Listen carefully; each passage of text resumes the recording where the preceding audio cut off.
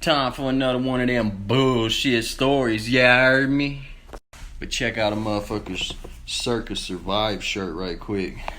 That shit's a fucking banger. It smacks. That band smacks. They go hard. Anyway, this little story goes back to fucking pre-K, dog. Preak. And I'm about to preach about that preak experience. I was a little tot, just a young boy. And I must fucking tell you that I was about the worst goddamn child you could ever fucking imagine. Terrible twos, god-awful threes.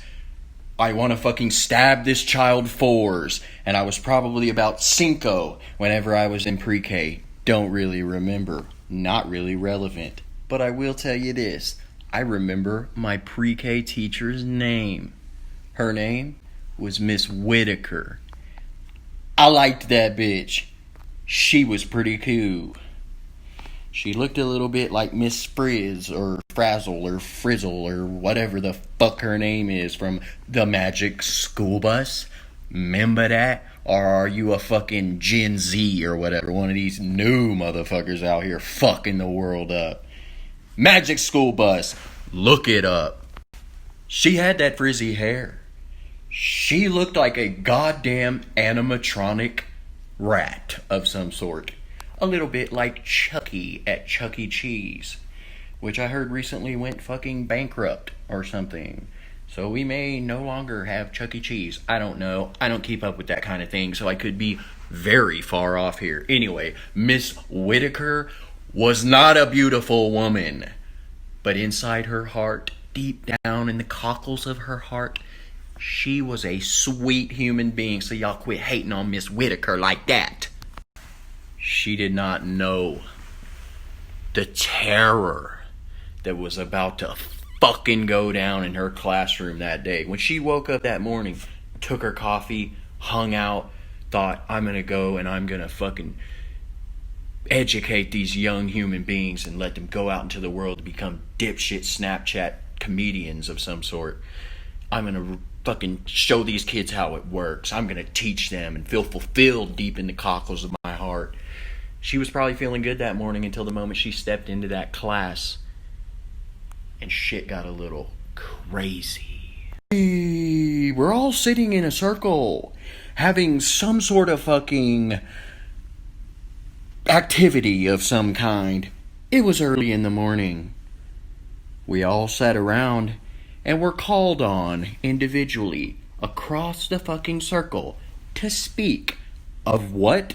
I do not remember. What the fuck do you think I am? Some sort of savant? Like I remember what I was talking about?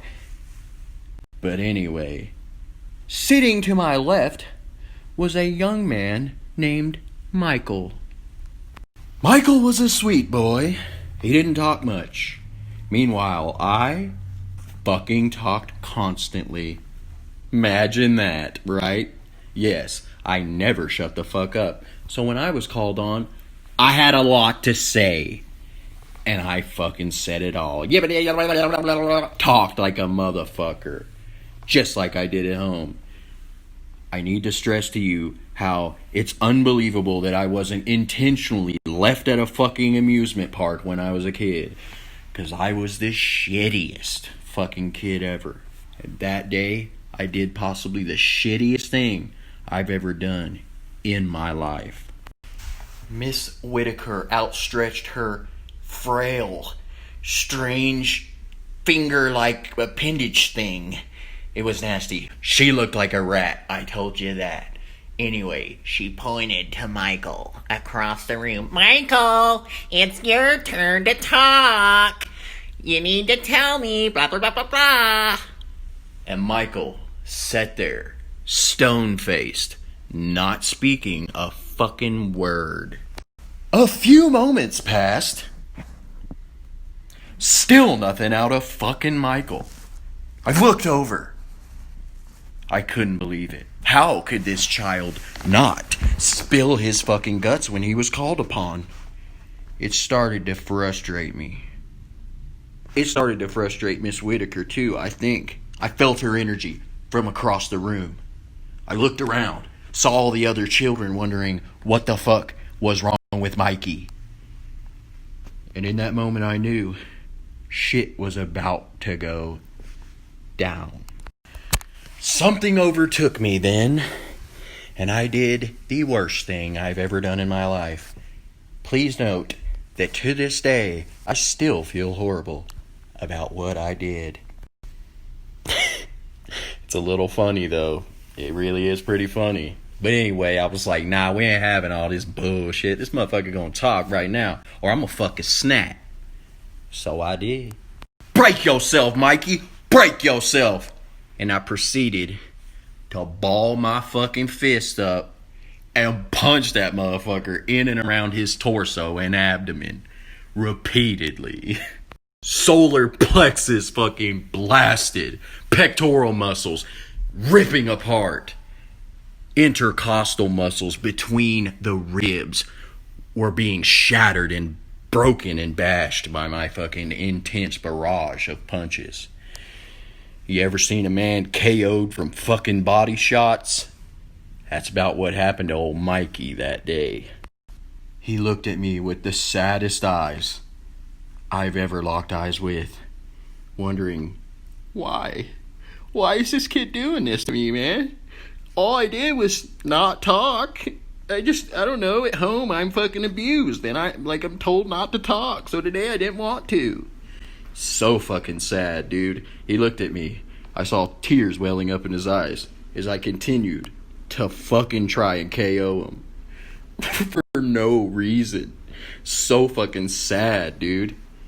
But before I could finish my combination, they pulled me off little poor Mikey.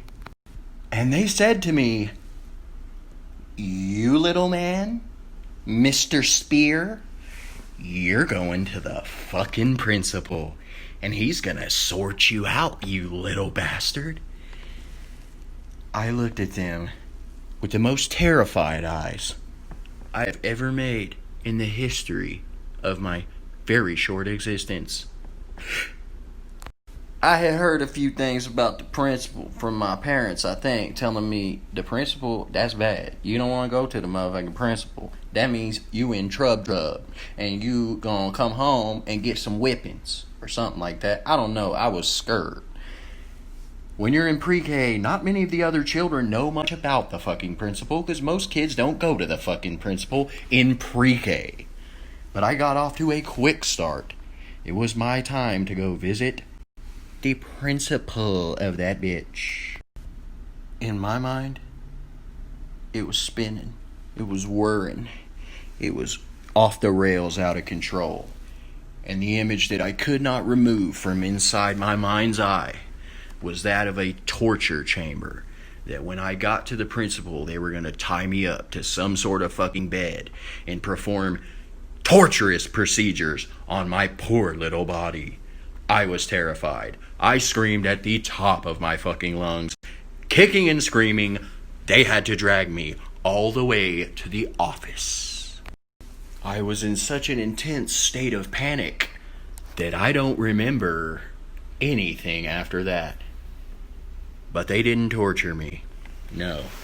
They don't torture you in the principal's office. And this was a Christian school, a little Christian private school, so I don't think they gave you whippings. Or not, at least not at this one. Maybe some of them give you whippings.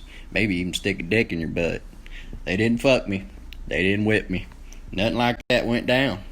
But I was in a traumatic state in my fucking brainstem. But I thought to myself, years later, that old Mikey kid was dim in the stem, as dumb as they come. And it's wrong of me to think that way. He was just a poor little boy. Sad little boy, possibly abused and hurt at home, battered, broken and bashed when he came to school, only to receive more punishment at the hands of a complete maniac. He didn't want to say anything that day, but I forced a few whimpers and moans and groans from deep within him as I fucking assaulted him. So wrong, so sad. Should have been murdered and drowned that day. So I deserved a little bit of torture. Your boy deserved it. I don't remember what happened when I got home either.